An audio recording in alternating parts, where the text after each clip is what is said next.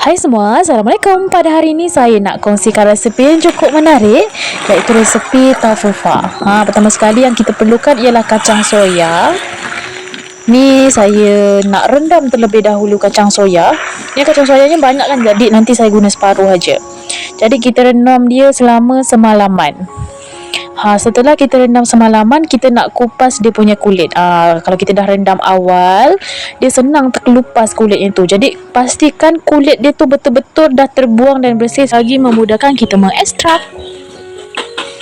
Ni dia setelah saya bersihkan kulit. Sekarang saya nak lanjut cuci sehingga bersih. Ni kita cuci, kemudian kita toskanlah macam biasa.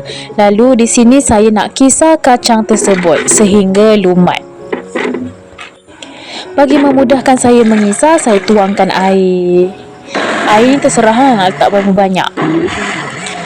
Setelah kita kisar, sekarang saya nak tuangkan ke dalam semacam kain. Kalau anda tak ada kain macam ni, mungkin boleh guna kain maslin.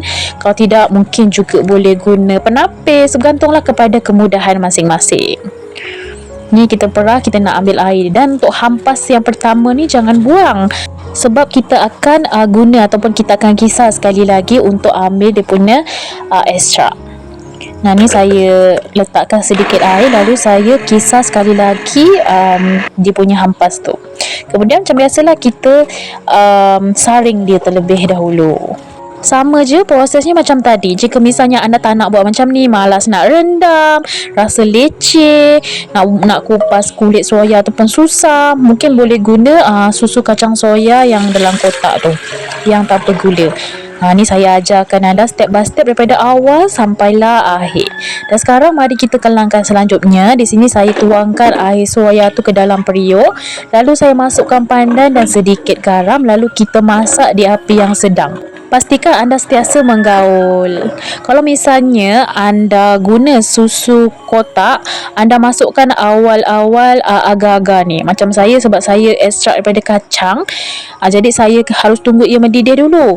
Barulah saya boleh letakkan kita punya agar. Saya dah cari tadi agar-agar plain tapi tak ada, jadi saya guna agar-agar warna kuning. Boleh je lah kebetulan kita punya susu kacang soya ni kan warna putih, jadi tak nampak sangat lah kuning dia tu. Saya masukkan lebih kurang 3 sudu. Kemudian kita gaul-gaul rata, lalu kita buang buih. Kalau dah mendidih kuat tu, bolehlah cepat-cepat matikan api. Sekarang kita tutup dan biarkan sehingga ia sejuk 2-3 jam ke atau lebih pun boleh. Sambil nak tunggu tu, kita nak buat dia punya air gula. Macam biasa dah, tuangkan air, masukkan gula melaka ataupun gula merah. Kemudian letakkan daun pandan bagi wangi. Kemudian kita masaklah. Dan jangan lupa tambahkan garam sedikit. Dan ni saya tambahkan juga gula O. Anda boleh ganti dengan gula putih lah. Macam saya memang tak makan gula putih, saya ganti gula O, jadi lebih sihat. Kalau dah mendidih, boleh tutup dan ketepikan. Dan ini setelah 3-4 jam, saya punya taufufa dah pun mengeras dan menjadi. Sekarang kita nak lihat hasilnya sama-sama. Nampak tak tu? Lembut, sangat gede-gede gitu. Sekarang mari kita hidangkan dan mari kita nikmati. Kita nak lihat adakah taufufa kita ni sedap ataupun tidak. Sebab kemarin saya buat habis licin. Ada yang minta resepi, saya ni pula tak rajin nak pergi ulang buat, dan hari ni baru sempat nak kongsi resepi. Ni kita tuangkan air gula dan inilah penampakan akhirnya. Bagaimana menurut anda dengan resepi pada hari ini? Cukup mudah kan? Susahnya bahagian nak lupaskan dia punya kulit tu je lah. Selebihnya senang aja. Ni dia suapan pertama untuk anda. Tu lembut sangat.